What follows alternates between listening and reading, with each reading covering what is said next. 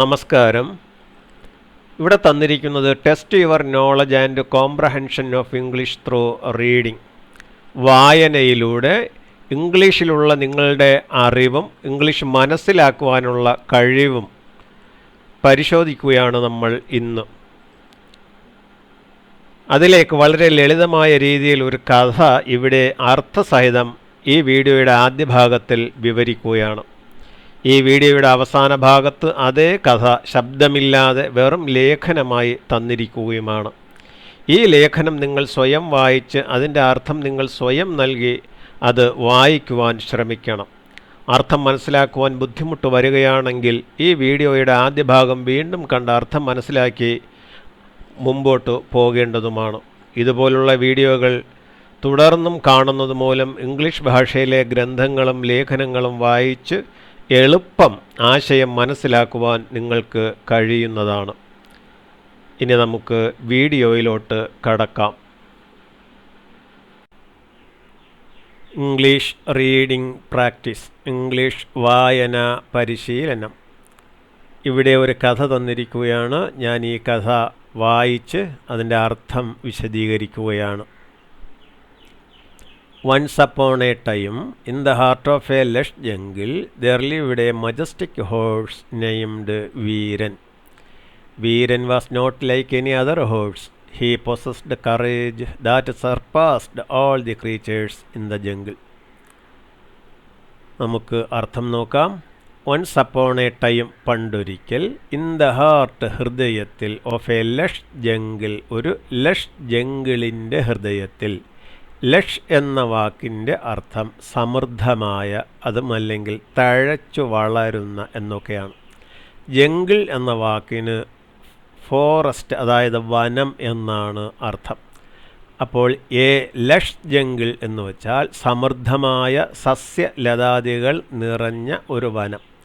അങ്ങനെയുള്ള ഒരു വനഹൃദയത്തിൽ there lived, ജീവിച്ചിരുന്നു, എ മജസ്റ്റിക് ഹോഴ്സ്, ഗാംഭീര്യമുള്ള ഒരു കുതിര, നെയ്മഡ് വീരൻ, വീരൻ എന്നു പേരുള്ള, വീരൻ എന്നു പേരുള്ള ഗാംഭീര്യമുള്ള ഒരു കുതിര വളരെയധികം സസ്യലതാദികൾ കൊണ്ട് അനുഗ്രഹീതമായ ഒരു വനഹൃദയത്തിൽ പണ്ടൊരിക്കൽ ജീവിച്ചിരുന്നു. Veeran was not like any other horse, മറ്റ് ഏതൊരു കുതിരയെയും പോലെ ആയിരുന്നില്ല വീരൻ. ഹീ പൊസസ്ഡ്, അവൻ സ്വായത്തമാക്കിയിരുന്നു, സ്വന്തമാക്കിയിരുന്നു, കറേജ്, ധൈര്യം അല്ലെങ്കിൽ ധീരത. ദാറ്റ് സർപ്പാസ്ഡ്, ഏതാണോ സർപ്പാസ്ഡ് ചെയ്തത്, മറികടന്നത് അല്ലെങ്കിൽ കവച്ചു വച്ചത്, all the creatures in the jungle, വനത്തിലെ മറ്റെല്ലാ സൃഷ്ടികളെയും എന്ന് വച്ചാൽ വനത്തിലെ മറ്റെല്ലാ സൃഷ്ടികളുടെ ധീരതയെ കവച്ചു വയ്ക്കുന്ന രീതിയിലുള്ള ധീരത ആ കുതിര സ്വായത്തമാക്കിയിരുന്നു. One day, while grazing in a peaceful meadow with his beloved wife and foal, Veeran sensed danger lurking nearby. A pride of hungry lions, led by their fierce leader Himsan, had set their sights on the foal, hoping to make their next meal. നമുക്ക് അർത്ഥം നോക്കാം. One day, ഒരു ദിവസം, while grazing in a peaceful meadow, peaceful ശാന്തമായ, while grazing മേഞ്ഞുകൊണ്ടിരുന്നപ്പോൾ, in a peaceful meadow, meadow എന്ന് വെച്ചാൽ പുൽമേട്, സമാധാനം നിറഞ്ഞ ശാന്തമായ ഒരു പുൽമേട്ടിൽ മേഞ്ഞുകൊണ്ടിരുന്നപ്പോൾ, വിത്ത് ഹിസ് ബിലൗഡ് വൈഫ്, അവൻ്റെ പ്രിയപ്പെട്ട വൈഫിനോടൊപ്പവും, ആൻഡ് ഫോൾ, കുഞ്ഞിനോടൊപ്പവും. ഈ ഫോൽ എന്ന വാക്കിന് കുതിരയുടെ കുഞ്ഞിനെയാണ് ഫോൽ എന്ന് വിളിക്കുന്നത്. അപ്പോൾ കുതിരയുടെ വൈഫിൻ്റെ കൂടെയും കുഞ്ഞിൻ്റെ കൂടെയും ആ വീരൻ ശാന്തമായ ഒരു പുൽമേട്ടിൽ മേഞ്ഞു കൊണ്ടിരുന്നപ്പോൾ ഒരു ദിവസം, വീരൻ സെൻസ്ഡ്, വീരൻ മണത്തു, ഡേഞ്ചർ, അപകടം, ലേർക്കിംഗ് നിയർബൈ, അടുത്തൊളിഞ്ഞിരിക്കുന്നത്, ലേർക്കിംഗ് ഒളിഞ്ഞിരിക്കുന്ന അല്ലെങ്കിൽ പതിയിരിക്കുന്ന, നിയർബൈ അടുത്ത് പതിയിരിക്കുന്ന ഒരു അപകടം അവൻ മണത്തു. A pride of hungry lions, pride എന്ന് വെച്ചാൽ കളക്റ്റീവ് നൗൺ എന്ന വിഭാഗത്തിൽ വരുന്ന നാമമാണ്. അതായത് ഒരു ഗ്രൂപ്പിന് ഒന്നായിട്ട് പറയുന്ന വാക്കാണ് കളക്റ്റീവ് നൗൺ എന്ന് പറയുന്നത് സിംഹങ്ങളുടെ കൂട്ടത്തിനെ പ്രൈഡ് എന്നാണ് വിളിക്കുക. A pride of hungry lions, വിശന്നു വലഞ്ഞ ഒരു കൂട്ടം സിംഹങ്ങൾ, led by their fierce leader, അത് നയിച്ചത് ആരാണ്? ആ സിംഹങ്ങളെ നയിച്ചു കൊണ്ടിരിക്കുന്നത് ആരാണ്? ദെയർ ഫിയേഴ്സ് ലീഡർ, അവരുടെ ഉഗ്രനായ, ഫിയേഴ്സ് എന്ന വാക്കിനർത്ഥം ഉഗ്രനായ, ഇവിടുത്തെ അർത്ഥം ശക്തനായ നേതാവ്. അത് ആ സിംഹങ്ങളുടെ കൂട്ടത്തെ നയിക്കുന്നതാര്? അവരുടെ ശക്തനായ നേതാവ് ഹിംസൻ. അവരുടെ ശക്തനായ നേതാവായ ഹിംസൻ നയിക്കുന്ന ഒരു കൂട്ടം വിശന്നു വലഞ്ഞ സിംഹങ്ങളുടെ ഒരു കൂട്ടം.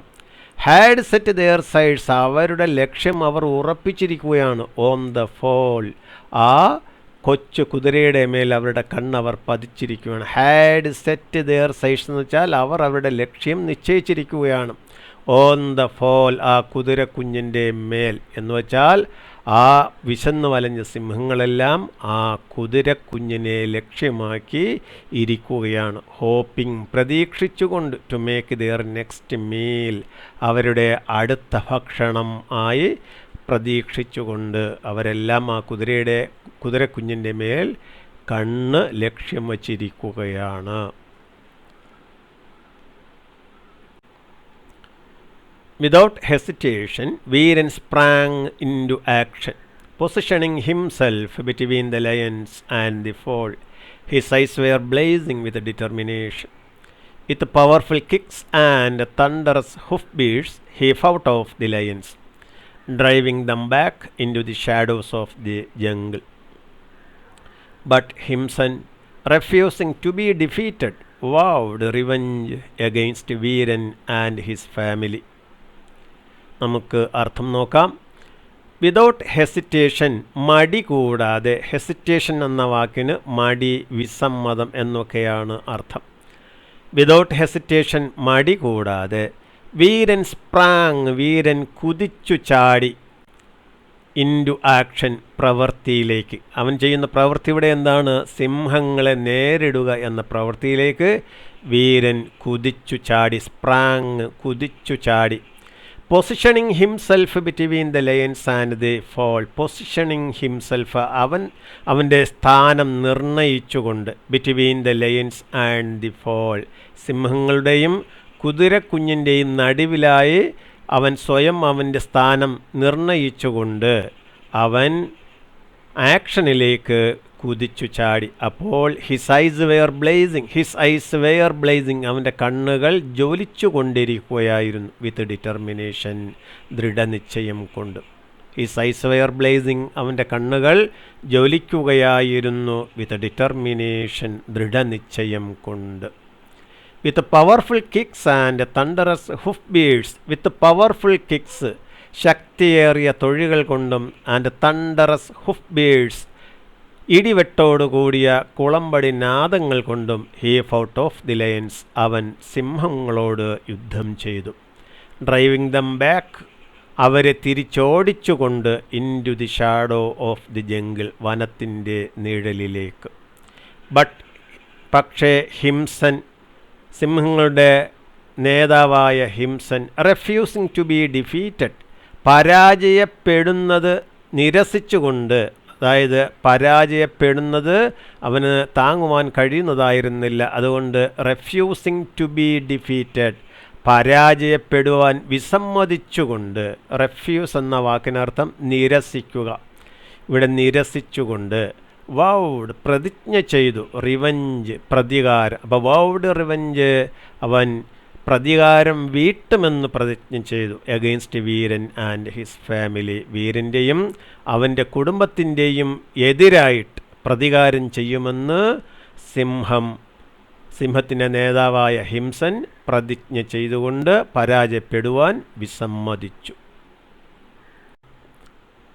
As the days passed, Himsan and his pride continued to launch relentless attacks on Veeran and his family. But with each encounter, Veeran grew wiser and more skilled in the art of combat, never backing down in the face of adversity. നമുക്ക് അർത്ഥം നോക്കാം. As the days passed, ദിവസങ്ങൾ കടന്നു പോയതോടുകൂടി. Himsan and his pride, ഹിംസനും അവൻ്റെ സിംഹക്കൂട്ടുകാരും continued തുടർന്നു ടു ലോഞ്ച് നടപ്പിലാക്കുവാൻ റിലൻറ്റിലെസ് നിർദ്ദയമായ, അതായത് ദയയില്ലാത്ത അറ്റാക്സ് ആക്രമണങ്ങൾ on Veeran and his family, വീരൻ്റെയും അവൻ്റെ കുടുംബത്തിൻ്റെയും മേൽ നിർദ്ദയമായ ആക്രമണങ്ങൾ നടത്തുവാൻ ഹിംസനും അവൻ്റെ കൂട്ടുകാരും തുടങ്ങി. പക്ഷേ വിത്ത് ഈച്ച് എൻകൗണ്ടർ, ഓരോ പോരാട്ടം കൊണ്ടും അല്ലെങ്കിൽ ഓരോ ആക്രമണങ്ങൾ കൊണ്ടും വീരൻ ഗ്രൂ വൈസർ, വീരൻ കൂടുതൽ ബുദ്ധിമാനായി വളർന്നു. വളർന്നു, വൈസർ കൂടുതൽ ബുദ്ധിമാനായി. ആൻഡ് മോർ സ്കിൽഡ്, കൂടുതൽ സ്കിൽഡായി. സ്കില്ലെന്ന് വെച്ചാൽ നൈപുണ്യം, സ്കിൽഡ് നൈപുണ്യം നേടി, പ്രത്യേക കഴിവുകൾ നേടി. In the art of combat, യുദ്ധകലയിൽ. കോംബാറ്റ് എന്ന് വെച്ചാൽ യുദ്ധം. കോംബാറ്റിന് ദ്വന്ദ്വയുദ്ധമെന്ന അർത്ഥവും ഉണ്ട്, അതായത് രണ്ട് വ്യക്തികൾ തമ്മിലുള്ള യുദ്ധത്തിനും കോംബാറ്റ് എന്ന് ഇംഗ്ലീഷിൽ പറയാറുണ്ട്. ഇവിടെ യുദ്ധമെന്ന അർത്ഥമാണുള്ളത്. അപ്പോൾ വീരൻ ഗ്രൂ വൈസർ, വീരൻ കൂടുതൽ ബുദ്ധിയുള്ളവനായി വളർന്നു. ആൻഡ് മോർ സ്കിൽഡ്, അതുപോലെ കൂടുതൽ നൈപുണ്യം നേടി. In the art of combat, യുദ്ധകലയിൽ. നെവർ ബാക്കിംഗ് ഡൗൺ, ഒരിക്കലും പിന്നോട്ട് പോയില്ല. In the face of adversity, പ്രതികൂലാവസ്ഥയുടെ മുന്നിലും. പ്രതികൂലാവസ്ഥയുടെ മുന്നിലും അവൻ ഒരിക്കലും പിന്നോക്കം പോയില്ല.